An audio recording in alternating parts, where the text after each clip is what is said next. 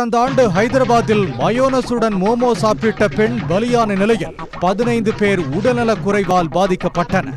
தெலங்கானாவை தொடர்ந்து தமிழ்நாட்டிலும் முட்டையில் இருந்து செய்யப்படும் மயோனைஸுக்கு ஓராண்டு தடை விதிக்கப்பட்டுள்ளது. லாஸ்ட் வீடியோல கூட போட்டிருந்தேன், கிரில் சிக்கன் மயோனைஸ் இது இல்லாம உயிர் வாழவே முடியாதுல்ல அப்படின்னு சொல்லியிருந்தேன்.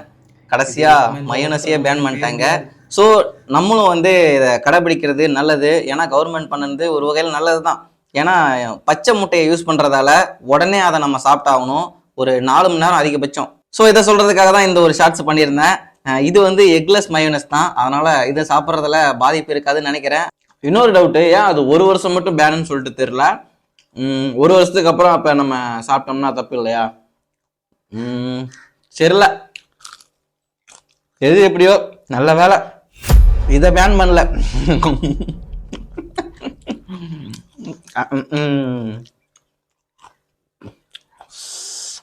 சில்லுன்னு இருக்குங்க. இல்ல உங்களுக்கு எத்தனை பேருக்கு இதை பிடிக்குன்னு சொல்லிட்டு கமெண்ட் பண்ணுங்க. நீங்க நினைக்கிற மாதிரிலாம் இல்லை. இது வந்து நான் ஆல்கஹால் தான். இது எதுக்காகனாக்கா எதையே பேன் பண்ற நம்ம அரசாங்கம் நம்ம சரக்கையும் பேன் பண்ணிட்டாங்கன்னா நல்லா இருக்கும். அதுக்காக தான் சும்மா ஒரு கான்செப்டுக்காக இதை வச்சேன். மற்றபடி இது நான் ஆல்கஹால் தான் சொல்லியிருக்காங்க. இதுவே எனக்கு குடிக்க பிடிக்கல.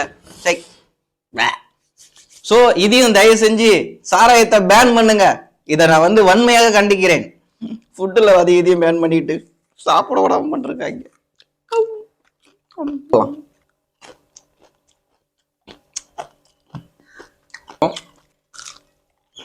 இது எக்லெஸ்.